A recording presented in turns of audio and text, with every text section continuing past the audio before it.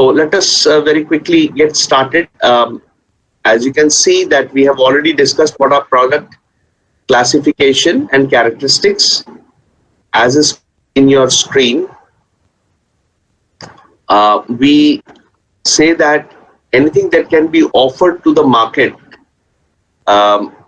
anything that exactly can be offered to the market to satisfy a want or need, including a physical goods, service or experience, a property, organization, place, information, idea can be classified as a product. Now, this basically calls for what a product is all about, and henceforth we would be in a situation where we look at what exactly are the market offerings, product market offerings. Now, in the context of the product market offerings, we exactly talk about three aspects of the attractiveness.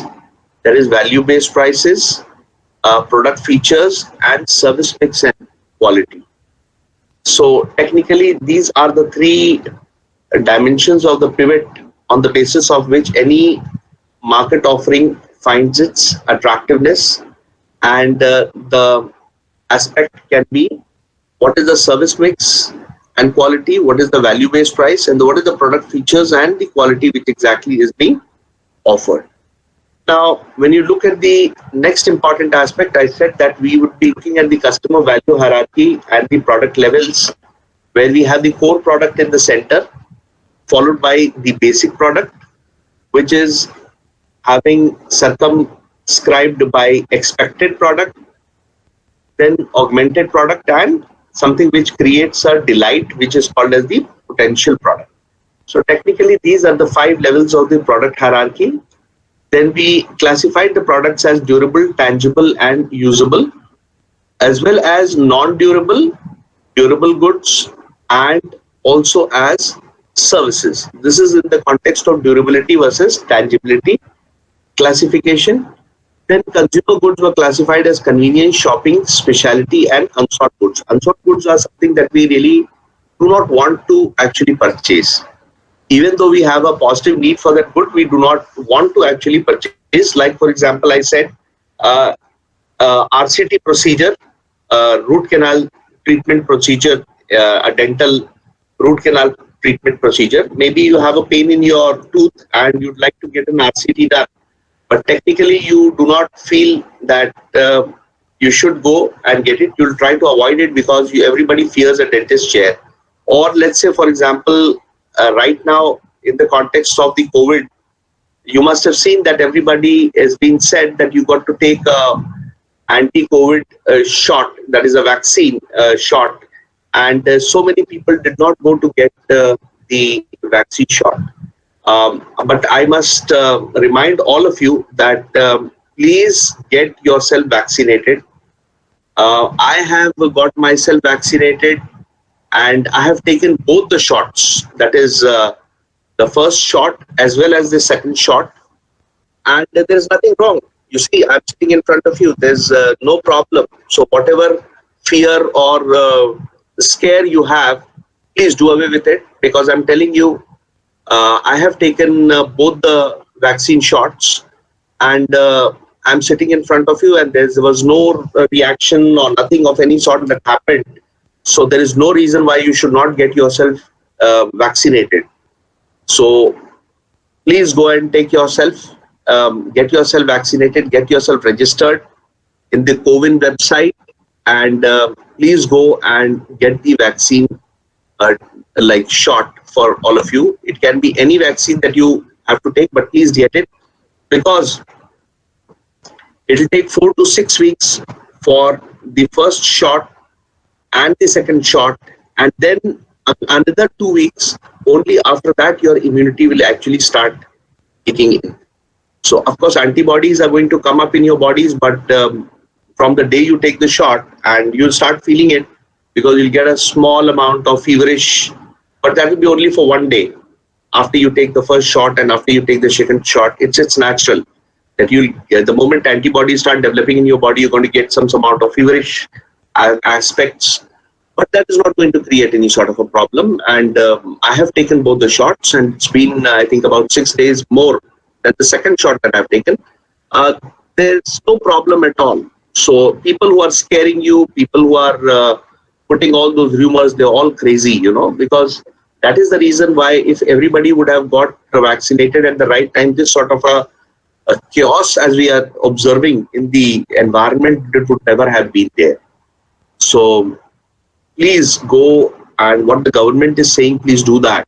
Go and take your shots. Go and get yourself vaccinated. And this can be example of an unsought good as towards the consumer classification. Now we will stop the entry of the students henceforth because it's about 12:17, and we started exactly at 12:05. So it's about more than 12 minutes. So those of you who are staying out will be not admitted, and we'll continue with the class. So this is actually a big problem because people are entering at their own sweet time, and it creates a problem for everybody. Anyway, now coming down to the next level of classification of industrial goods, they can be classified as metals and materials and parts, capital items, supplies, and business services. So this basically exactly is important towards classification of goods in terms of industrial goods, and we would also be trying to see how the product differentiation happens. Now, product differentiation happens in terms of form, features, performance, quality, conformance, durability, reliability, repairability, style, and customization. These are the aspects of product differentiation. Then there is service differentiation, which talks about the different aspects related to how you differentiate one service from the other. You can have ordering ease, how quickly and easily you are able to order, how easily you are able to deliver your services, the installation or incorporation with the product, customer training, the training that you require for using that goods, consulting, maintenance, repair, and return in case you're not satisfied, all contribute to service differentiation. We have also defined something which is called as design, which is a very important component, and that is the total effect, the way a product looks, feels, and functions to a consumer. So design is a very important component, and the features of a design is that it is an emotionally powerful dimension, transmits brand meaning and positioning. It's important and durable goods, makes brand experience rewarding. It can transform an entire organization. I have given you an example about an Indian cookware, which exactly has known for its design all across the world. I have discussed it in the case last class during our session associated with this topic. Then facilitates manufacturing and distribution. Then design can take on various approaches. We also discussed something about luxury brands, wherein we said that it is all about quality, the uniqueness, craftsmanship, heritage, authenticity, and history, which basically makes it a notch only reserved for some very few elite. Then how do you manage and market luxury brands? We said that luxury brands must legally protect all their trademarks and aggressively combat the counterfeits which are there. Now, competition for luxury brand must be defined broadly because it comes from other categories, and brand architecture for luxury brands must be managed carefully. Many of you would be experiencing what exactly is the aspect associated with the intellectual property and brands and luxury brands and their distribution and selective channel strategy when you'd be doing these different type of strategies about the different type of products and services in your assignments. So technically, these are the issues. Then we come down to certain environmental issues associated with products and services.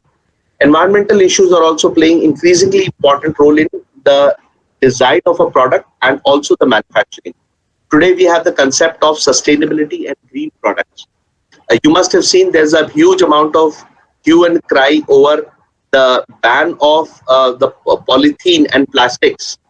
You're not supposed to carry these because they are creating lots of garbage and they cannot be recycled and they are causing a lot of problems. So of course, you have to see that it is an important aspect in product design and manufacturing, and environmental issues are very important concerns because that is having a bearing upon us. We also talked about something called as the product hierarchy, where I said that it starts with the need family, then it comes down to the product family.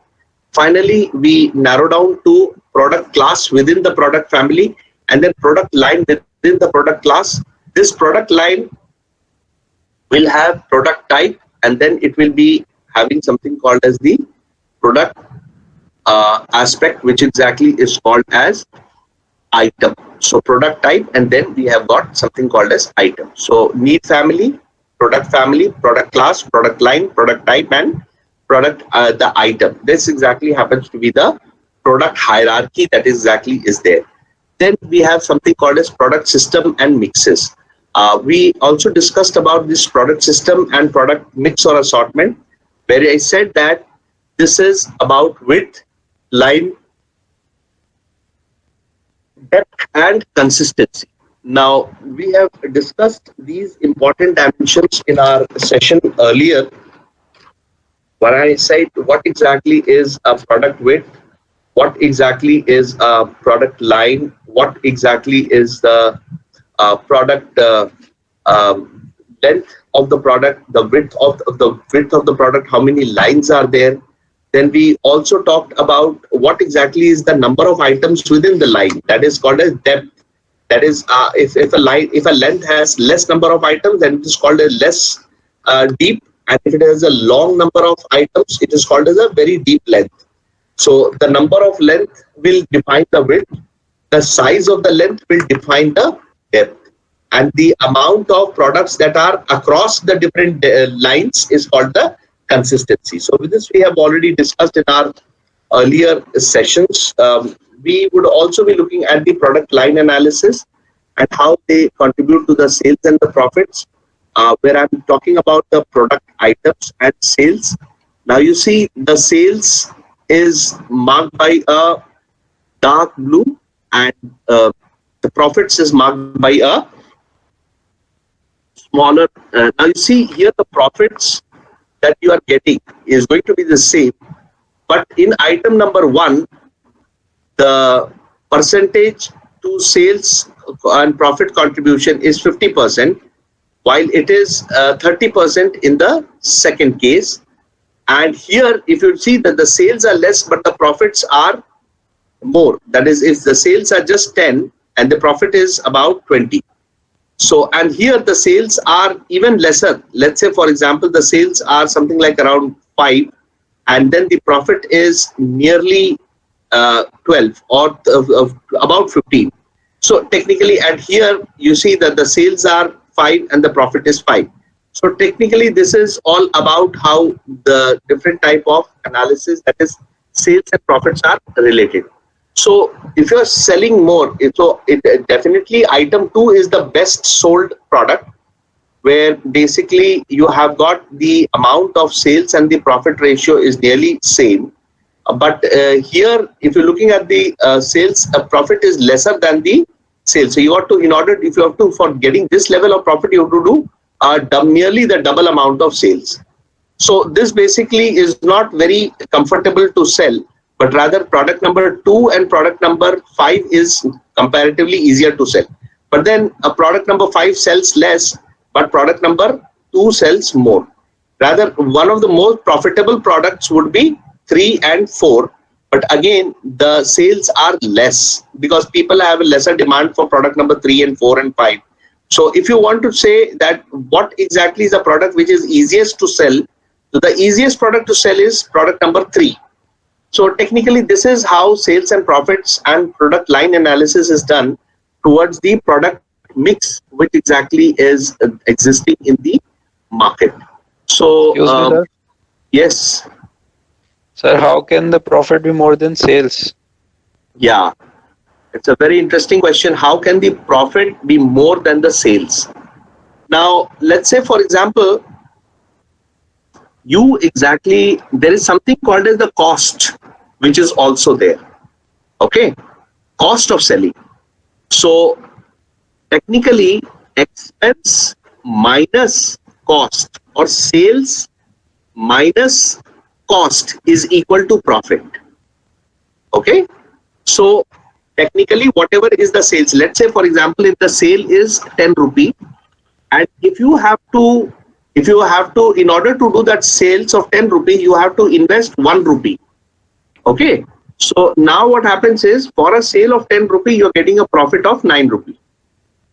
You're getting my point? But if the sale is for 10 rupee and you have to invest 5 rupees to do that sales, that is, you have to invest the 5 rupees cost to do the sales. So effectively the profit is only 5 rupees. So here, for a sale of 10 rupee, you have to invest 5 rupees. So you have to invest this 5 rupees and you're getting a return profit of just 5 rupees. Now, imagine there is a sale of 10 rupee you have to do, and for that selling of 10 rupee, you have to invest 9 rupees to sell. You have to make advertising, you have to do a huge amount of personal selling, you have to go out to meet people, you have to request them to purchase, and you have invested 9 rupees and you have got a sale of 1 rupee. So 10 rupee. So your profit will just become 1 rupee. So now here the ratio is 10 rupee of sale and 1 rupee of profit. Okay. So in an earlier case, you have seen that the profit keeps changing with respect to sale depending upon the cost that you invest in doing that sale.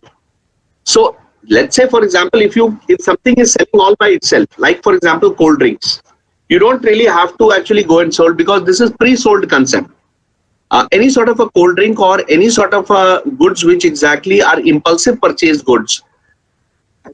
Somebody else still asking to join, deny entry. Okay. Now, if let's say, for example, you want to sell something and you don't have to make any investment in selling, like petrol.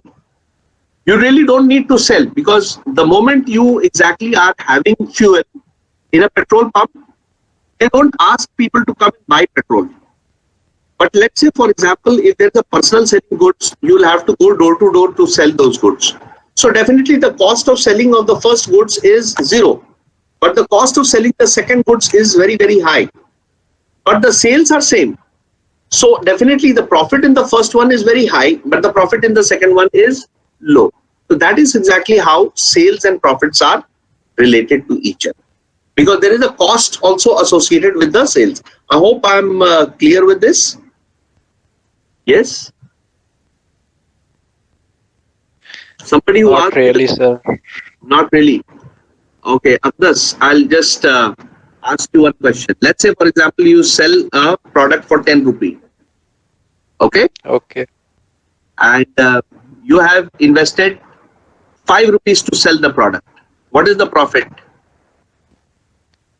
We are selling at 20. No, you're selling a product for 10 rupee.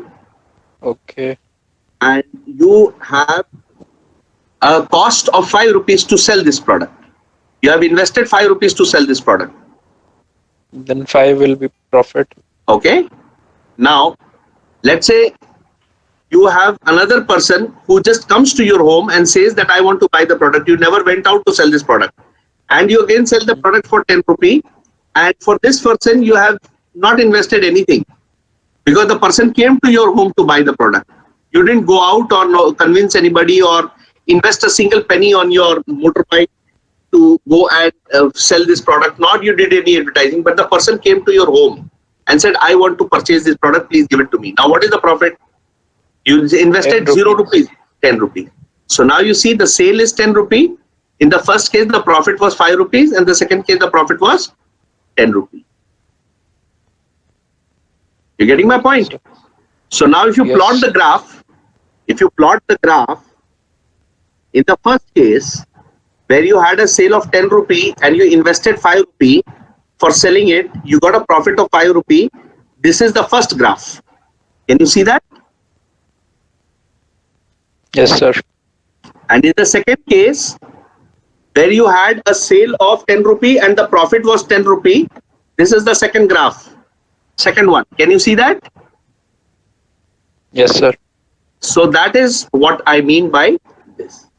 So sales and profit, they have a component of costing also associated with it. So how much amount of cost you invest, that is why you see some people have to advertise for certain selling the product, but for some people you don't need to actually advertise anything, but people will come and stand in a line and take the product. You're getting my point? So this is the Yes, relationship sir. between sales and profits per se. I just take this call. I'm very sorry. Vishal, I'm in a class. Can I call you back a bit later? Please, please.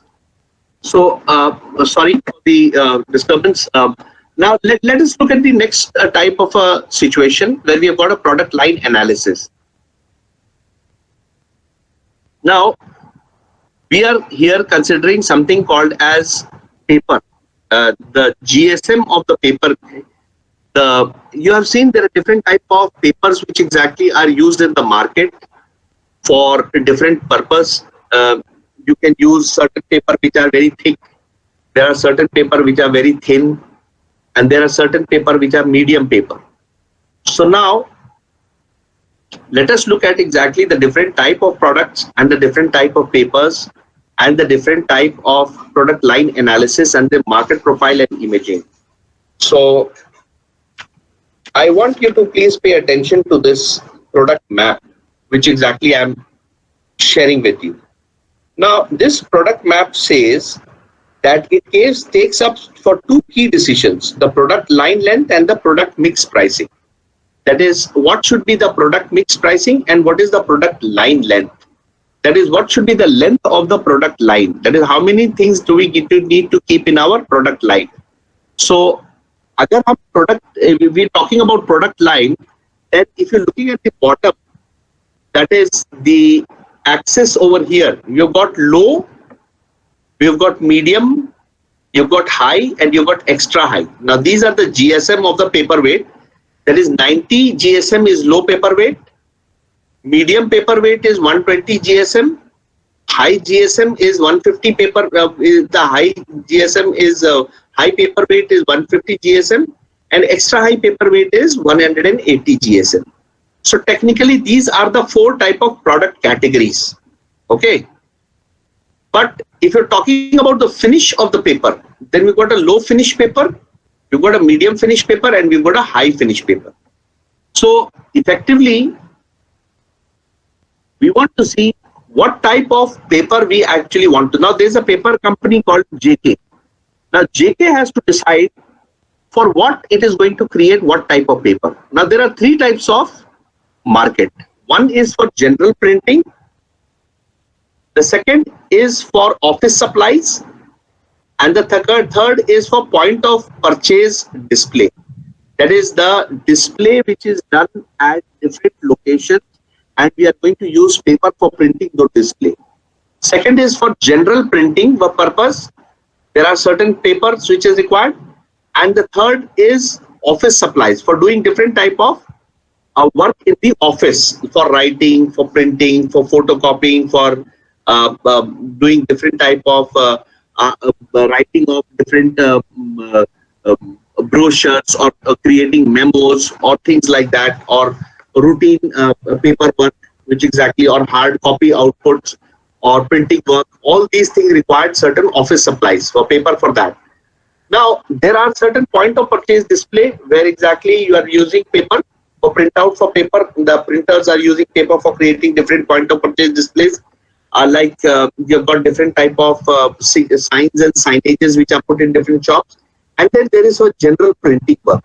So three type of markets are there, and there are two categories of paper.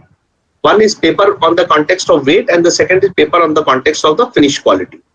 So let us try to do a product line analysis and take a decision that what type of information we need for the product line length and product mix.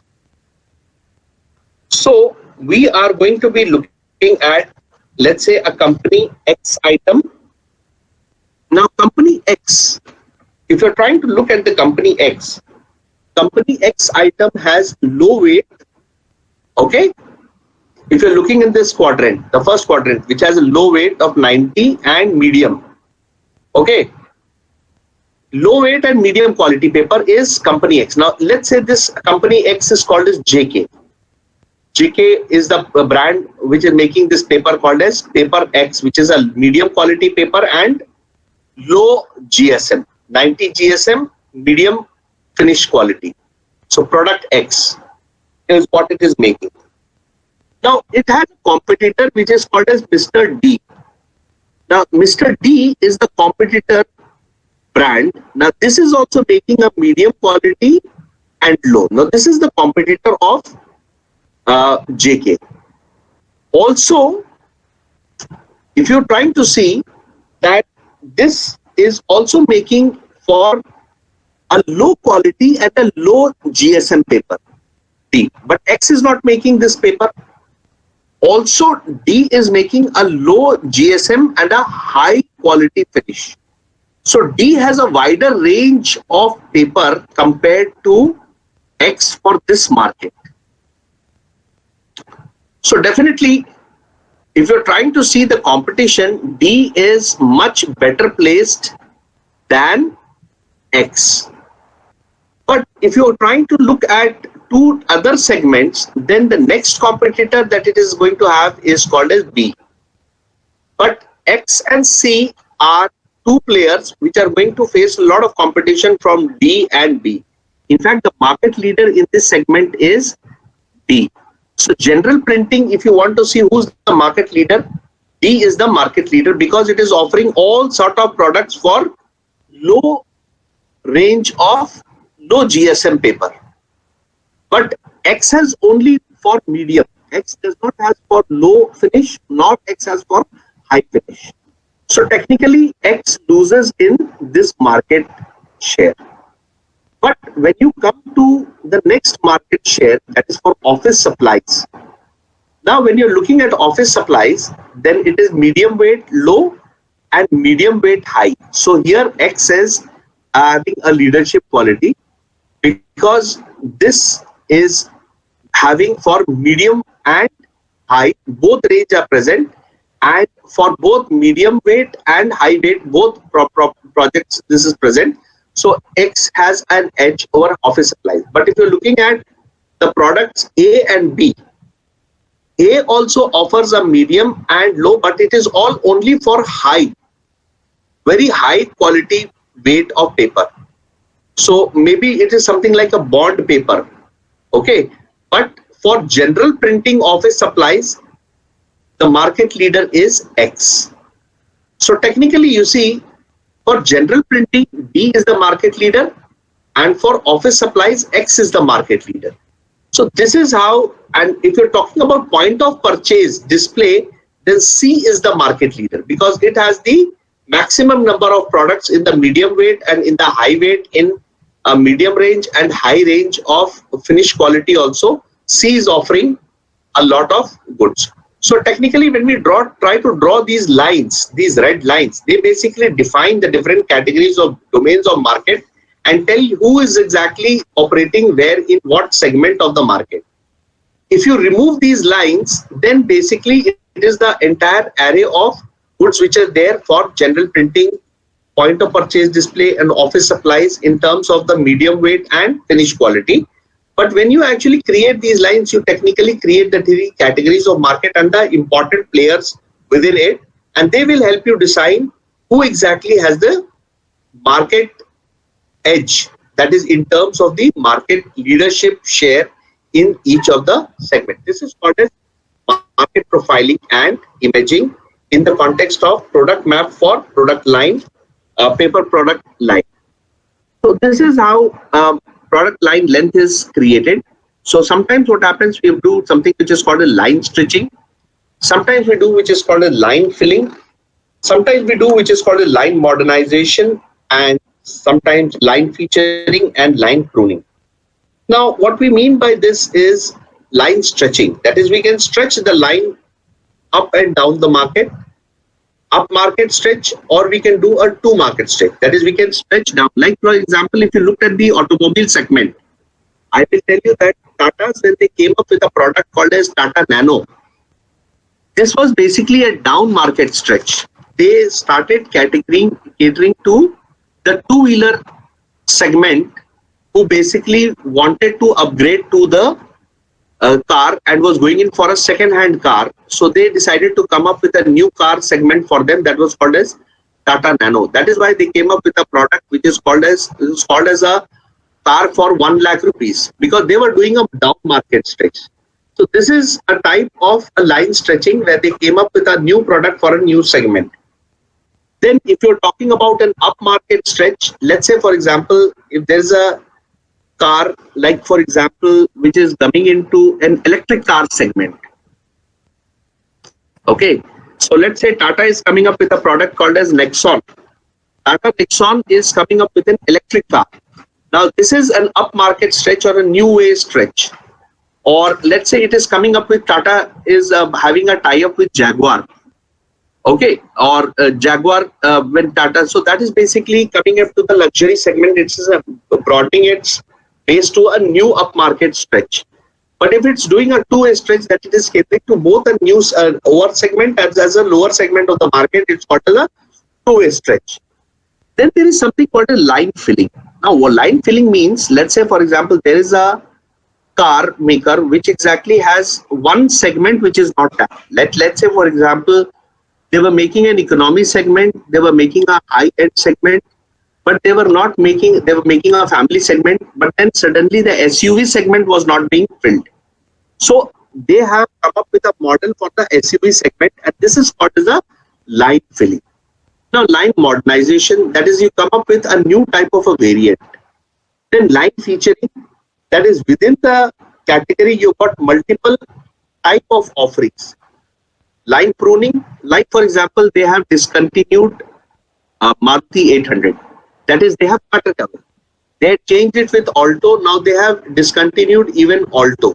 So technically, this is called a line pruning. That is, they are removing the old products which exactly are no longer very, very successful. And they are making shape, they're giving new brands, new features to newer products and adding new features.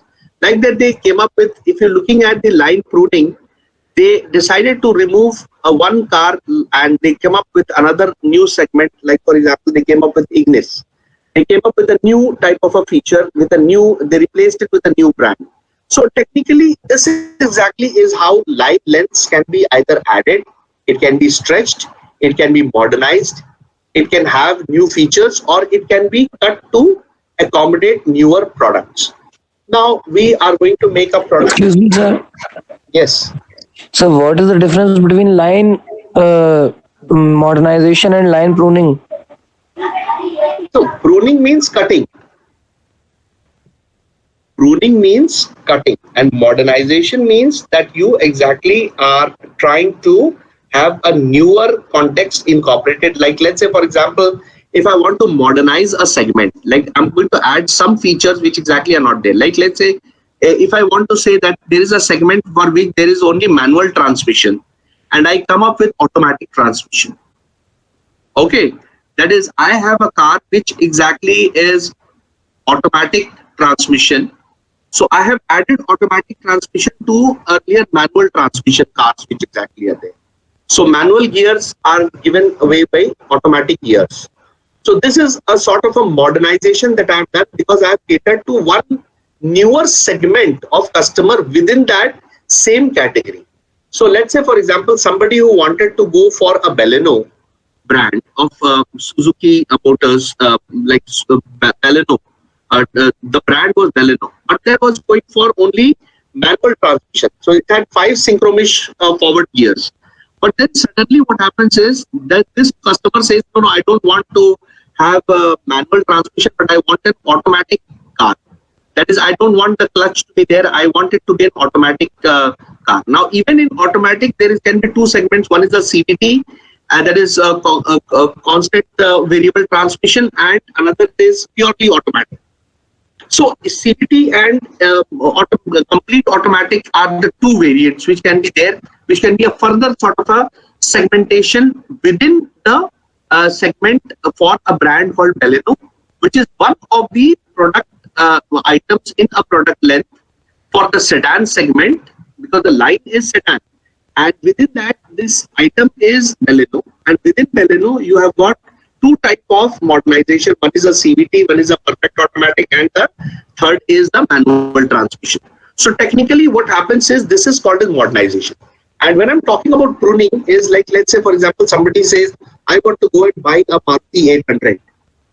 But then they say, no, sorry, today we have discontinued Maruti 800. That is called as pruning. We have cut it away because we have changed it with another type of a variant. We have come up with Alto, and I think Alto has also changed to K10. Okay. So technically this is, we have cut away. Or let's say for example, today somebody wants to buy a Maruti Zen or Maruti Esteem. Today the products are not there because they are removed. So this is called as line pruning because they were not very successful. So they have been discontinued. Okay. So this is what is called as pruning. I hope you have clarity in this context. Yes, sir. Thank you, sir. Okay. Excellent. So let me go down to the next important dimension that we were discussing. This is called as product mix pricing. Now, when I'm talking about product mix pricing, what we basically are trying to do is we are going to do product line pricing. Then there is something called as optional feature pricing. There is captive product pricing, two-part pricing, byproduct pricing, and product bundle pricing. Now, I'm going to discuss all of them one by one. So let us start with product line pricing. Now, within by product line pricing, what I mean is that the companies, they are developing products rather than single products, and they are introducing price steps. Like for example, a men's clothing store might carry men's shirt at 3 price levels. There can be a men's shirt for 500 rupees, for 1000 rupees, and for 1500 rupees. The customers are associating with low, average, and high quality shirts with 3 premium prices.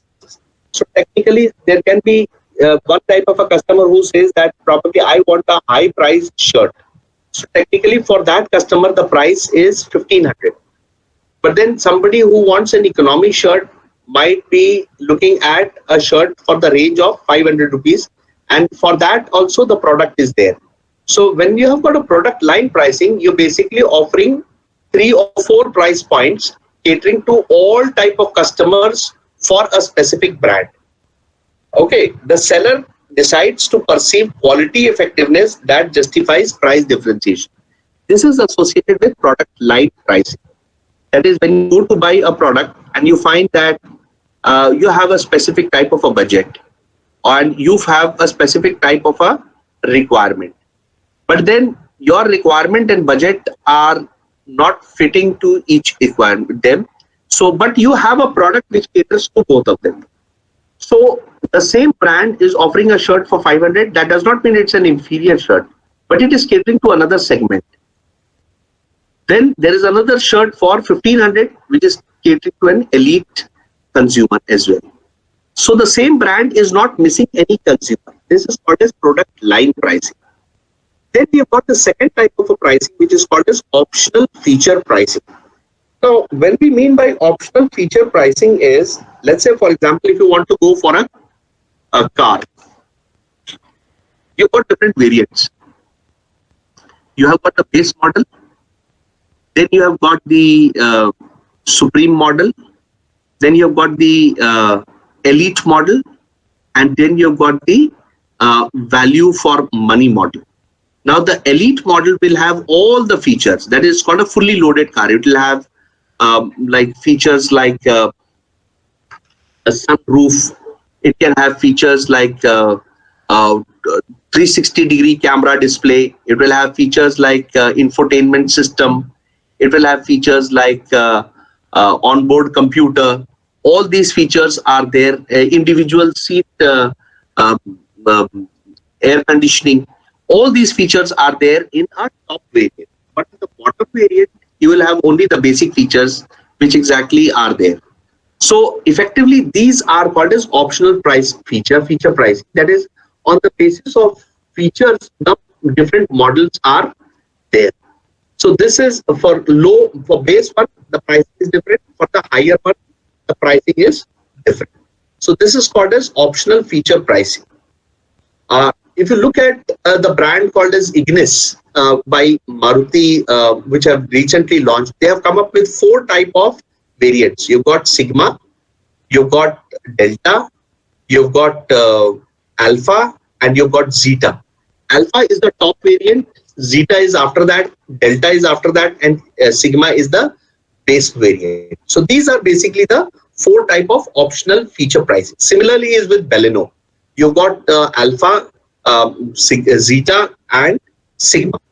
So technically you've got 3 variants with Baleno. So these are basically optional feature pricing which exactly are there. For the same type of a brand, you've got 3, depending upon the number of features, the pricing is adjusted. Then comes the third one, which is called as captive product pricing. Now, some people basically they require the use of ancillary or captive products. Now, for example, you exactly are trying to have a certain type of products which exactly are very low priced, but then the products, like let's say for example captive product pricing, I will say, like let's say you want to buy a printer, a laser printer or a DeskJet printer. The price of a DeskJet printer will be something like around 3,000. Okay, but every time you go to buy a cartridge, the cartridge is costing you something like 2,000 rupees. 1,800 to 2,000 is the price of the cartridge, HP. But if you go for the printer, it is going to cost only 3,000. So technically what happens is actually the printer's price is not 3,000. The printer is sold at a discounted price. But with the earlier they give you with a cartridge. But every time you want to replace the cartridge over a period of 5 years or 10 years time replaces the actual price of the printer. So they give you the printer for a very cheaper price, but the price of the cartridge is going to be very, very huge. When you cannot use the printer without the cartridge. So this is called as the captive product pricing. So this is another way of trying to maximize profit on the total product mix.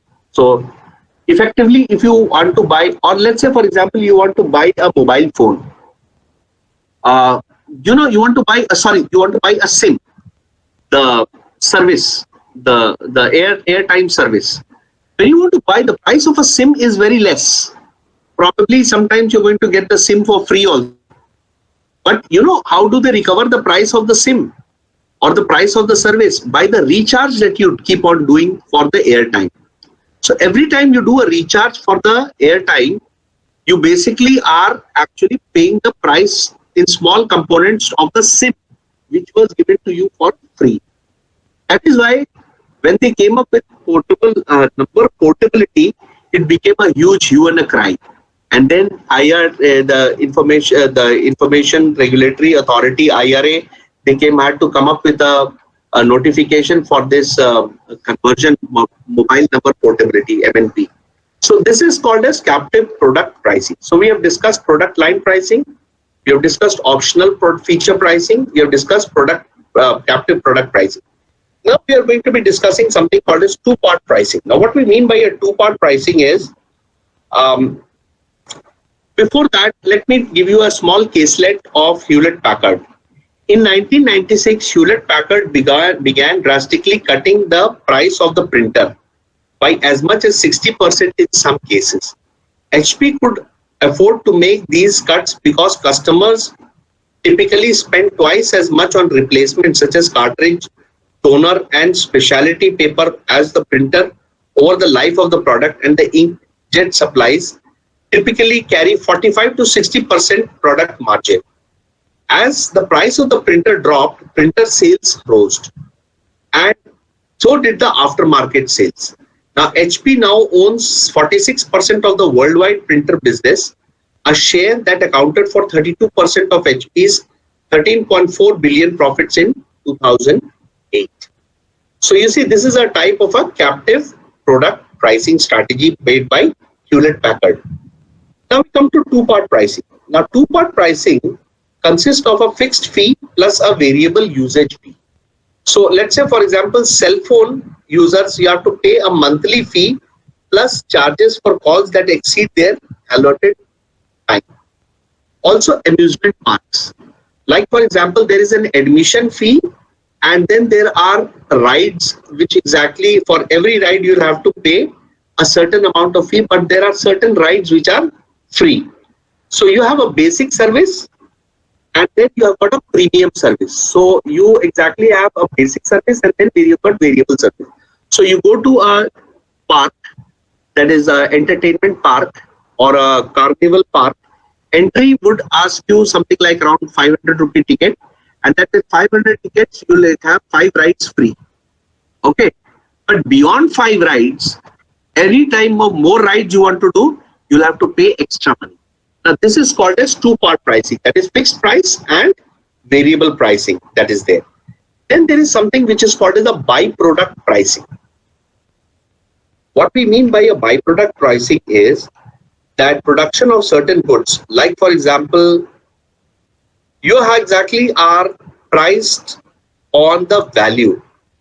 That is, what really happens is, if you are going to buy some product, you are going to get some additional products also. So effectively, let's say for example, if you are using certain petroleum products, so you will be priced on their value. In terms like, let's say if you're using a certain type of a product, if you're using a certain type of a diesel product in your vehicles, or because they are producing pollution, so you will have to pay the price for the byproduct, which is the toxic gas which is coming out, and you have to pay the price for environmental tax. But you are using a product which is a petrol based engine, so you'll have to pay a lower cost because this is less amount of effluent. But if you're using an electrical engine which is not producing any byproduct in terms of toxic gases, then you don't have to pay any environmental tax. So environmental tax can be considered as a byproduct pricing. So let's say for example, there is a subsidy which is given for a specific type of a product. For some product you are given no subsidy. For some product you are given subsidy. This is called as a byproduct pricing. That is, you pay the price of the main product, and the effluent or anything that is exactly being produced, you're going to pay the price for that as well. So this is called as byproduct pricing. Then there is something called as product bundling pricing. Now what we mean by product bundling pricing is that there are something like which exactly is called as pure bundling, and then there is something which is called as mixed bundling. Now let's say for example, if you want to have some goods delivered to your home, there is the price of the goods, there is an insurance cost, and there is a delivery cost. So in order to the goods to reach you at your point of consumption, there is a product bundling pricing, that is not just product cost, but the shipping cost is also there. The insurance cost is also there. All these costs create some sort of a extended price, that is value added price, that is called as product bundling price. Now if you say no, I don't want that extra price, I will go and pick up the product myself at your location, so then you are going to get the product and you have to invest your own cost in bringing the goods to your doorstep. So this is called as product bundling pricing. That is, there are certain value addition, like let's say for example, you go and buy a car. The moment you buy a car, there is the basic price, that is the showroom price. But the moment you leave the showroom, there is a registration cost. There is an insurance cost. There is a different type of, there is a pollution cost which is there. There is a pollution certificate is there, a registration certificate is there, a road tax certificate is there, insurance cost is there, any sort of accessory service cost is there. All these, or processing charge is there.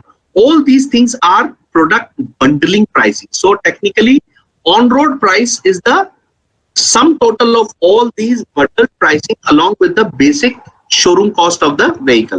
So this is called as product bundling pricing. So technically, a firm sets for searches for the set price that maximizes profit on the total mix. So that is what we have. These 6 types of product mix pricing, that is product line pricing, optional feature pricing, captive product pricing, two-part pricing, byproduct pricing, and product bundling pricing. Then there is something which is called as co-branding. Now, 2 or more well-known brands are combined by a joint product or marketed together, and this is called as co-branding. Like, for example, Gillette India, they promote Gillette Mac 3 Turbo shaving system and Gillette shaving gel together. Okay, so this is called as co-branding. That is 2 products, they are coming up together, because you will definitely need a shaving cream along with a shaving razor, and therefore Gillette shaving gel together. Or Eureka Foam promotes water purifier AquaGuard and vacuum cleaner EuroClean. Now this is called as a joint venture co-branding is also there, and this exactly is that, like for example, in case of Citibank and Jet Airways, or Indian Oil and Citibank, this is called as co-branding. Okay, or you exactly have credit cards which exactly are associated. Like for example, you've got a Reliance card, okay, which exactly you can use it for with a certain type of Reliance showrooms. So this is for the same company. But then you can also have Amazon card which can be used for multiple other locations. You can actually go, and or City card can be used for multiple type of shopping destinations. So you have got multi-sponsors.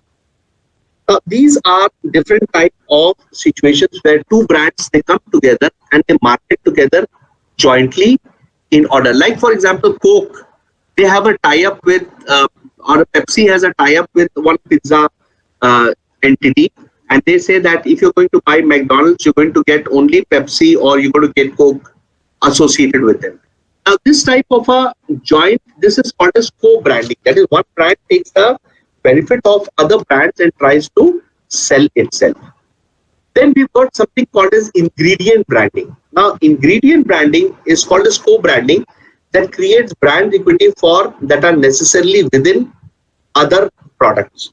Now for example, if you are going to see towards ingredient branding, you will try to see that this type of a product per se is for a host of, like for example, if you have tried to see that there's a Western hotel, they have advertised their own heavenly beds.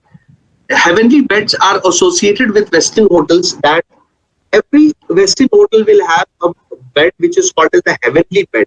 So technically this is called as ingredient branding, that we exactly are offering this type of benefits at our hospitality segment. You are going to also have something called as DuPont. When DuPont Stain Master carpets have become a household name in United States. Now these exactly are stain-free carpets. That is, if you even drop milk, or if you drop tea in these carpets, this is not going to catch stain. Now, so this is basically because where DuPont has come up with something called as house wrap, Teflon, non-stick coating, Kevlar fiber. These have become a standard name along with DuPont. So DuPont, as using these type of brand names, there are more than about 5,000 units which exactly are there on the bio-based polymer used for carpets or apparel markets made by DuPont, which exactly attributes it towards ingredient branding. Then comes another important aspect that is associated with it, which is called as packaging. Now, packaging is technically an extension of a product.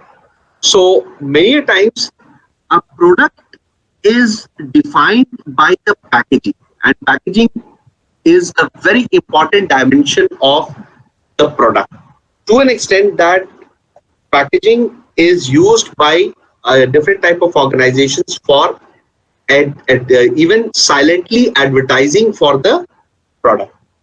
So we would be taking up this aspect in the next class, where we'll be discussing about packaging and warranties and guarantees, which exactly is what we would be looking at in the next class. So we will be covering these aspects towards packaging, along with a few amount of caselets or the case studies that I would be taking up from the Indian context. I would be discussing about Kitchens of India, which is a very interesting packaging, which packaging of food, which exactly has happened by the Indian industry. And we will be taking it up in the context of packaging, because packaging plays a very important aspect when it comes to extension of product per se. So I think with that, we will come to an end of this session of the class. If there is any query or any question or any thing that you would like to have a clarification on, feel free to speak up right now. Yes, sir. Yeah. So Yes, Anna. can you please refer to slide number 21? Okay. I'll just once again come up with the slide. Just a minute. Slide number 21. Okay. I'll just share it once again. Just a minute. It's just stopped sharing. Present now.